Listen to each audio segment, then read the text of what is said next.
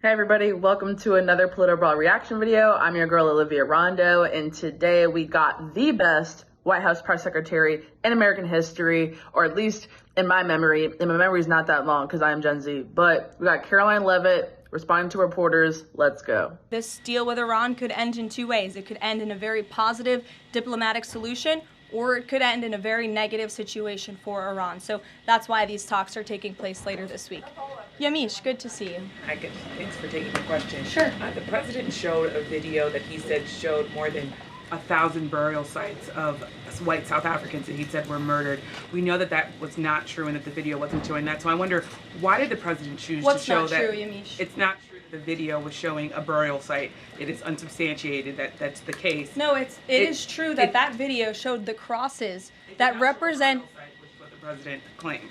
The video showed images of crosses in South Africa about white farmers who have been killed and politically persecuted because of the color of their skin.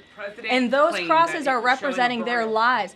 Those crosses are representing their lives in the fact that they are now dead and their government did nothing about it.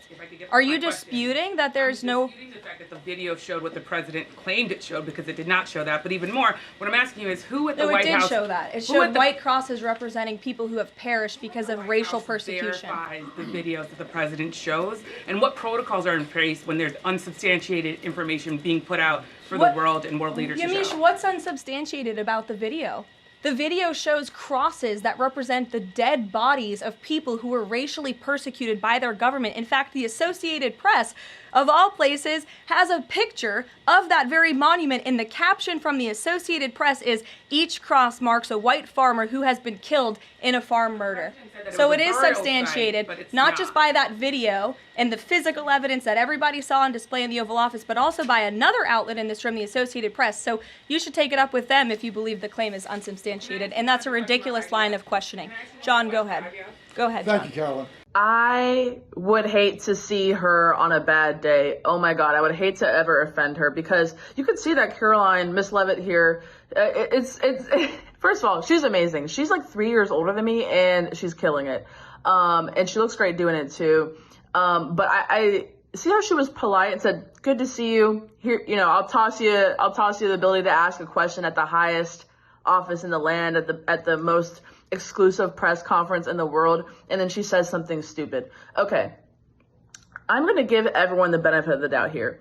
I don't think President Trump was lying or trying to mislead the public when he called the image that she's talking about, or the video that she's talking about, a burial site. It is a memorial site that does represent the 1,000 bodies of white South African farmers, part of the Afrikaner or Boer minority group that has been persecuted because of their race and the color of their skin in the country after apartheid ended. I don't think he was trying to mislead people when he called it a burial site. It's a memorial site. Karoline corrected the record here and said those crosses represent dead bodies. I don't think Trump was knowingly saying, "Oh, there's a body buried under each cross here." He was really just trying to drive the point home that, unfortunately, white South Africans are discriminated based on the color of their skin, and white farmers in South Africa are the target of racial violence, and the government really does nothing about it. And then I'm going to give the reporter here the benefit of the doubt, because I do think she was really trying to find out, well, I'm trying to be nice here. Okay. I think that she's doing her job, and that's really all I could say there, because Biden misspoke. I mean, not even misspoke. He just said gibberish. I mean, was anybody questioning Biden like this? Were the mainstream media outlets and the establishment media outlets questioning Biden like this when he misspoke every other word? I mean, burial site, memorial site. The fact of the matter is that those represent people who were killed.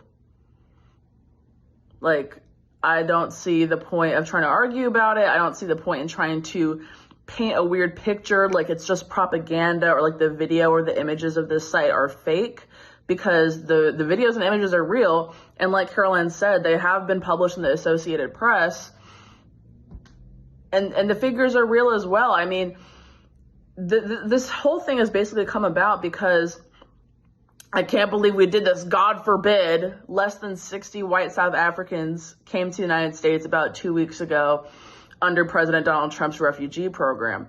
Now, the left has exploded with backlash because of this, because, you know, God forbid white people come to this country. God forbid in other places in the world. Shocker, racism against white people exists. Shocker, shocker. You know, in other countries where white people are a minority, they could face race-based persecution. I know that's not something that the American left wants to believe, or that the mainstream media wants to believe, or that liberals, particularly black liberals, want to believe, but white people can certainly be victims of race-based violence, and that is what's happening in South Africa. Now, South African President Cyril Ramaphosa has repeatedly denied that they have faced persecution, actually called the 59 South Africans who came to the United States cowardly and said they ran away from their country. I mean, their country doesn't appreciate them. Their country clearly doesn't want their agricultural talents or gifts or their produce, because we have political leaders of major political parties in South Africa, like Julius Malema, saying, kill the Boer, shoot the Boer, kill the farmer. And Malema doubled down, actually, after that, after Trump met with Ramaphosa in the White House earlier this week and forced him to sit through videos of Malema saying these chants, leading people in chants to, you know, hundreds and thousands of people saying, kill the Boer, shoot the Boer. Malema put out a statement, doubled down, and reiterated, kill the Boer, shoot the Boer, and acted like, oh, it's just a cultural chant. It's a chant of liberation. Okay, when Boers are actually being killed and shot, maybe don't try to incite that violence, but he knows what he's doing.